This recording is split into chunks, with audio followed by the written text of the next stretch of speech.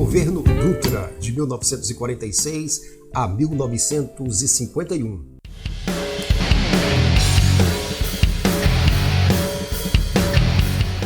Nós temos aqui os seguintes objetivos para essa aula. Bem, na metade do século XX, o Brasil passa por um rápido crescimento urbano e industrial. É um período de difusão dos meios de comunicação de massa, de expansão do rádio, do cinema. Surgem agora novos padrões de comportamento e consumo nessa sociedade capitalista aqui do Cone Sul. O país havia combatido os nazifascistas na Segunda Guerra Mundial e ficou evidente, portanto, uma contradição entre o regime ditatorial do Estado Novo aqui no Brasil, sob a presidência de Getúlio Vargas, que era contraditório com as democracias dos aliados, com as quais o Brasil lutou contra as ditaduras nazifascistas. Portanto, nós temos uma contradição. A nossa ditadura, o Estado Novo, lutou junto com os países democráticos, os aliados, na Segunda Guerra Mundial contra os países ditatoriais, nazifascistas. Terminada a Segunda Guerra, a sociedade brasileira começa a questionar essa contradição. Como é que nós lutamos ao lado das democracias para derrotar as ditaduras e vamos continuar tendo um governo ditatorial? Logo, um conjunto de forças começam a se articular para combater o governo do Estado Novo, o governo de Getúlio Vargas. Entre eles a UNE, que em 1943 começa a organizar passeatas, manifestações contra a ditadura. Ao final de 1944, vai crescer, portanto, esse movimento, vai ganhar mais intensidade, exigindo o fim do regime ditatorial e o retorno às liberdades democráticas. Soma-se a isso a atuação dos órgãos de imprensa que passaram a desafiar a máquina repressiva, publicando artigos de políticos, de artistas, de intelectuais que criticavam abertamente o governo em nome da democracia. Assim que os grupos políticos começam a se articular, ocorre o lançamento do candidato, o brigadeiro Eduardo Gomes, à sucessão presidencial. Todo esse movimento político articulado entre as forças civis, militares, políticas para pressionar o governo visa a derrubada do Estado Novo e a implantação do retorno da democracia. Pressionado por grupos favoráveis à democracia, Vargas se antecipou e reformulou o Código Eleitoral, onde vai prever eleições para uma Assembleia Constituinte e para a presidência em dezembro de 1945. Após a promulgação desse novo Código Eleitoral por Vargas, então os partidos políticos começam a se reorganizar. E assim vai surgir algumas siglas, como nós podemos ver aqui, a União Democrática Nacional, a UDN, que é um partido de oposição liberal, ligado às oligarquias presentes nos estados. Nós vamos ter o PSD, o Partido Social Democrata, ligado ao governo Vargas e composto por burocratas. E o partido, inclusive, é criado sob a orientação do próprio Vargas. Vamos ter também o PTB, o Partido Trabalhista Brasileiro, que é controlado pelos sindicatos vinculados ao Estado, também sob a orientação do presidente Vargas. E vamos ter o Partido Comunista Brasileiro, o PCB, que retornou à legalidade e mudou de posição, passando a apoiar a continuidade de Vargas, pois eles entendiam que Vargas representava muito mais as forças nacionalistas, portanto era o único governo, a única força política no momento capaz de conter o avanço do liberalismo da UDN, Partido da Unidade Democrática Nacional.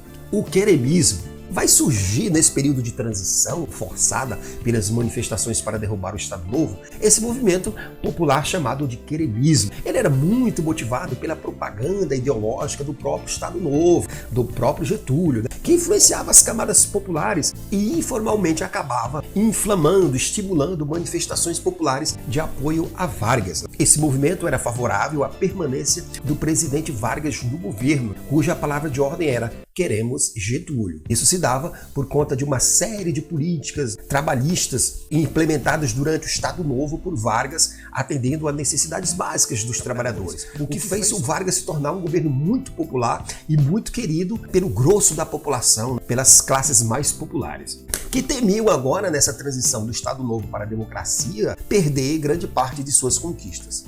O golpe dado em 1945 em Vargas. Vargas vai passar a ser criticado pelo excesso de nacionalismo, pela sua permanência no poder de forma ditatorial, sem eleições. E assim, Vargas vai perdendo o apoio da alta cúpula militar, que passa a articular um golpe contra ele. E em novembro de 1945, aqueles mesmos militares que o apoiaram em 1937 a dar um golpe, eles agora vão cercar o Palácio do Governo e obrigar Vargas a renunciar. Portanto, nós vamos ter agora as eleições de 1950. E aqui estão os candidatos desse pleito, que vão concorrer à presidência da República.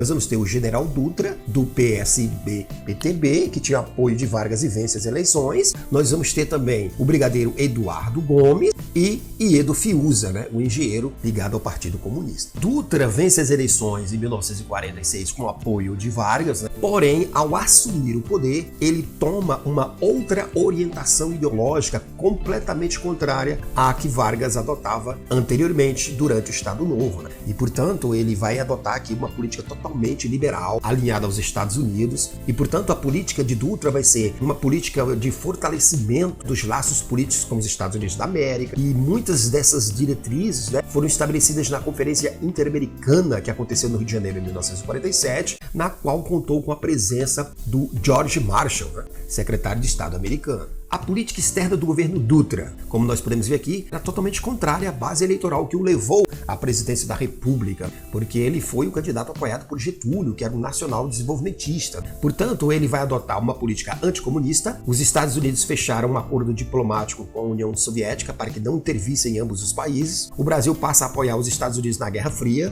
e rompe relações diplomáticas com a União Soviética. O Partido Comunista Brasileiro foi jogado de novo na ilegalidade, portanto não poderia mais atuar, não poderia mais concorrer às eleições estaduais, municipais e federais, e os seus parlamentares foram caçados, e os servidores públicos que tinham alguma ligação com o comunismo foram ou perseguidos, demitidos e até presos. A política econômica de Dutra. A política econômica de Dutra vai ter duas fases. A primeira vai ser a fase liberal, em que ele se alinha ao bloco capitalista americano, adota a abertura da nossa economia ao capital estrangeiro, reduz as tarifas alfandegárias, o que vai aumentar as importações. Porém, essas medidas liberais vão provocar na economia nacional uma estagnação e uma dificuldade financeira para trabalhadores e principalmente para a classe econômica industrial. Dada essas circunstâncias, a pressão que Dutra vai sofrer, tanto da elite econômica quanto da população em geral, vai pressioná-lo a mudar a sua política econômica a partir de 1947, com uma nova orientação mais próxima do que fazia Vargas, e assim ele vai restringir as importações, o que vai provocar um pequeno aumento na produção industrial nacional voltada para o mercado interno. Durante o governo Dutra, foi promulgada uma nova Constituição que reestabeleceu o processo democrático eleitoral. E aqui nós vamos ver algumas características da Constituição de 1946. Ela vai determinar o voto secreto direto para brasileiros de ambos os sexos, desde que alfabetizados. Ela vai manter o corporativismo sindical do Estado Novo, porém com a restrição ao direito de greve. Vai conservar o presidencialismo, aumentar o poder do Congresso Nacional, vai manter a legislação trabalhista do Estado Novo e vai assegurar a liberdade de culto, de reunião e de imprensa.